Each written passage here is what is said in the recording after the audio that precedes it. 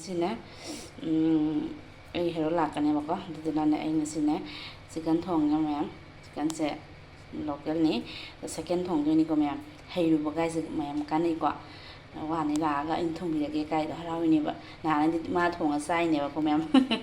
aduna hojik ai se lere ma chang do siga lere khamen simbi lere alu di sa hin spam jabani ne dum hapage jam ta khai draga su ko aduni da se tilau lere sing lere sanam lere ko se ai hojik thong na ba tawrage mayam mayam nu khang sare ko ai hojik tilau hapage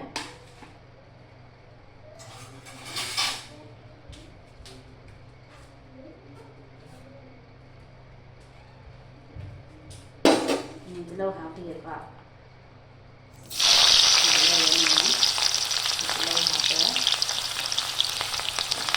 ahamdulillah ini ukra banya ne ko aduna jam sang bu la ge se tilau ne ngatang kan lan ni ko me ya ni ko tilau se ko mu la se khamen se ni ha ba ge ko ni se la ga ahamdulillah bu di kong ga dau ga ni ka se ni ne ge sa ke ni ko ni ko ti ya ni kan ha ti ge ya ni ko khen ko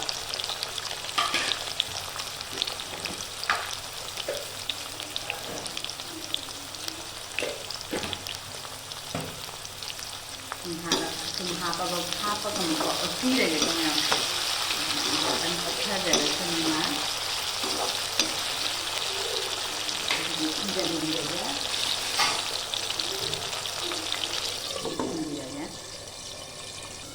yang office itu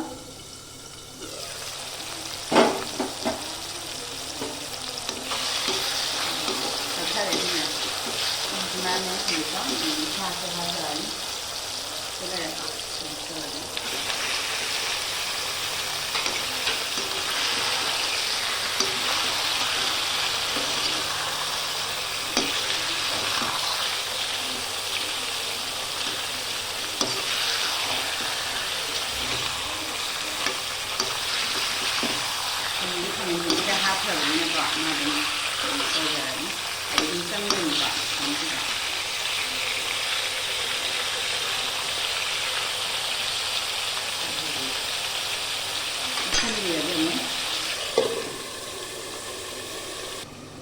buat fisika masih lagi belum ini sekarang ini kok oke ini sedang kopi ini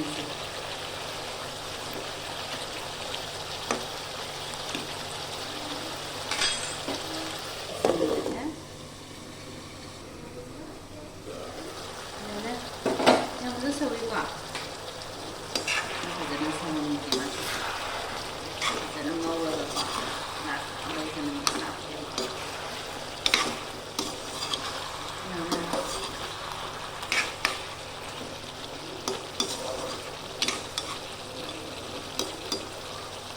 itu berapa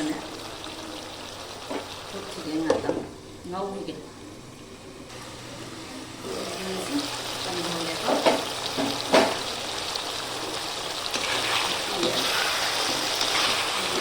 ini mantap lah ini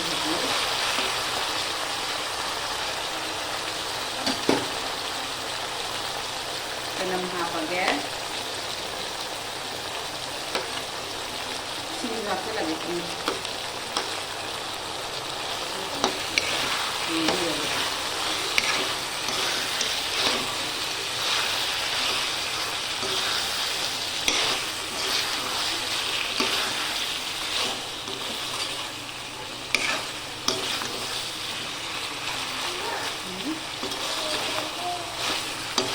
nanti lihatnya mau ya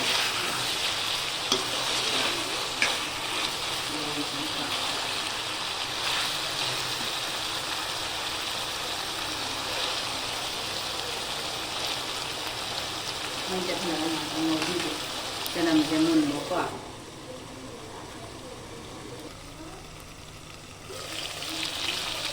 asam ini kok tidak juga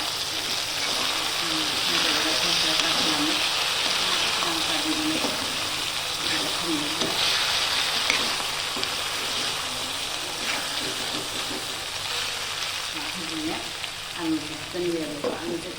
ꯍꯥꯏꯔꯣꯏꯒꯦ ꯆꯥꯅꯤ ꯄꯥꯝꯖꯕꯅꯤꯅꯅꯦ ꯅꯪꯅ ꯍꯥꯞꯄꯦ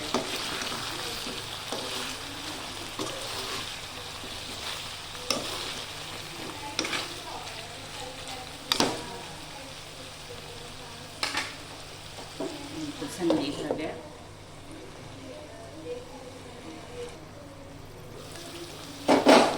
ꯀꯁꯜꯂ ꯃꯥꯜꯂꯦ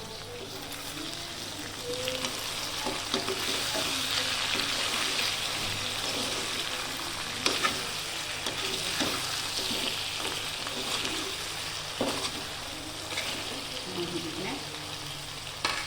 memang apa ya kok ini yang depan ini kok enak itu maju lagi ya maju lagi kok jadi itu mau apa sih kok mau kemudian ini juga tersebar nih kok sama ini sao ra không được không nó xa là đi hỏng quá được rồi thì tí nghe vào đấy thì đang học cái gì á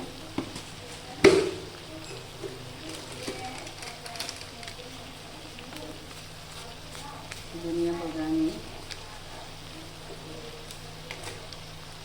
jadi kasih garam masala nih pak aduh mau peti aja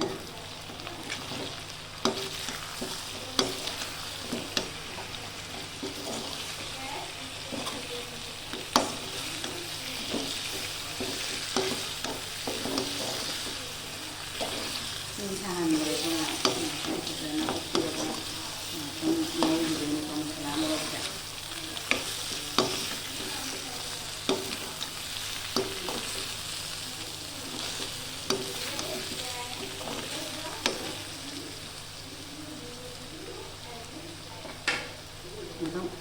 hay không gần gì có mấy tập phải là ngon thì kìa mẹ một tí xí có lá thế cả thì đưa nhiều mà em sẽ rất hay đấy quả em nhầm đấy bao nhiêu mà hay được con em thì đây nó làm phải nhiều vậy nè chấn thương mọi chân hai vị ăn thì bán lại thì đánh giá xe nữa quả bây giờ này anh hay làm được thà ra đi cùng với cái môi trường mà hay bị quá đấy làm của chúng ta quá đấy làm của chúng ta cùng cái bên này của hàng này đi cái này thì để đi mà là thùng đi hay là không nên lấy là bạn thùng nó ra rồi đi hay là quả này đi và thì hay là bạn na mà làm hay đi qua một giờ đi làm cho quay bên nào từ từ này nha anh nó thùng về bạn na bạn hay với cái như bạn anh nó thùng của đó cái thùng mình sẽ có hem để vào ta cái thùng với gì nè bạn anh em hay với sự cái này là mình có hay qua nó làm của anh mà tìm tôi được đó nó sẽ có đi lại vào qua thì là qua nó lại rồi mình nó thùng nó ra bên này ngày như vậy bạn hay với nhau mà đi thùng thì nên mà em hay ra từ mình sẽ thùng mới hay từ luôn cái gì này thì hero nó làm cũng một cái chuyện là được mấy em chứ làm cho nó sao nó ra em hero nó là mà đang học của mình làm phản ấy xong rồi mình có từ từ nó có cái gì cả cái đây là mình thì không người ta sẽ sinh hoạt như vậy mình ra mình dạ cái mình kia được cả rồi cho mình nhé sẽ có kỳ đôi đi bỏ mình hy vọng được sinh hoạt đó còn hộp xa sẽ ngấu đi thật ra ngấu là bên ăn sẽ mua là con xe nhé bây giờ đã xong rồi xin cảm ơn ấy hay ra xin mẹ ra được có hay giờ luôn một hoạt động hay đi qua qua là của đội không mà tiếng tôi về của tôi nó sẽ lao dậy nhau gì anh nó thùng ở bên nó mới lao đi nhiều ra tự nhiên anh làm nó lao của tàu nó còn từ từ nào đúng hay giờ lúc hay với cái này mẹ ấy sẽ kiên chỉ cần thông mình ấy hay ra mẹ hay nó rồi lại có mình phải hay video call hay tiền để đi hay dừng với sự cái này thì sẽ hay quá có sân gì để sẽ搞không cả sẽ hạ bên rồi đấy chạm rất sâu ví dụ này mẹ thì cái này chỉ cần là lâu đẹp quá chạm nhang cũng thành được mà nhang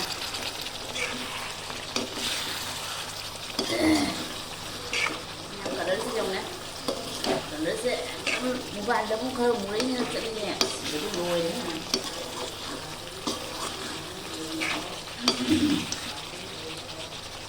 alu muốn đấy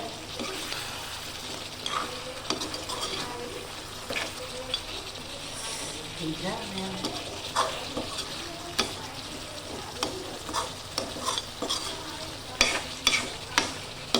anh thì xin người bia để có mà sẽ có một con hình lên xin sẽ ra để trên người nhé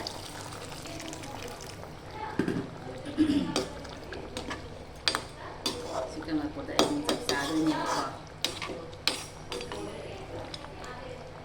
nó chạm rất sâu đi quá với những gì nhé ini gì cái bên cái đi không đã được chỉ là chỉ cần đi còn này đang thắng là vậy quá chỉ từ lâu rồi nhé tôi cái nó giúp được ngồi sẽ từ lâu sẽ cái giá cái mấy tuổi từ từ lâu nhé ngồi nhé đi ngồi ngay đầu đi tông áo lồng đi mèo chân người phải có chỉ cần là salad cái này phải có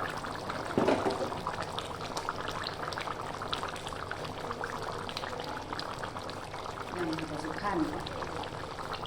untuk jangan ini sisihkan apa nih aku hendaknya mau tak kaji karena sisihnya elaici long saya sudah ni pak elaici ni dalcini ni long ni pak sisih last hari tadi bom hati memang pak tadi bom pensi hab berapa nih tadi bom hati ni pak sisih sana ya làm gì nhé làm cho nó sâu ra thì sẽ có hình ảnh làm nước sẽ làm gì mà hai bữa sáng bữa ấy giờ đi làm làm giàu cả ấy ra thì mình sẽ làm hào gì ăn gì mình sẽ khai đi cái gì sẽ đặt hàng đó làm khai là không được khai được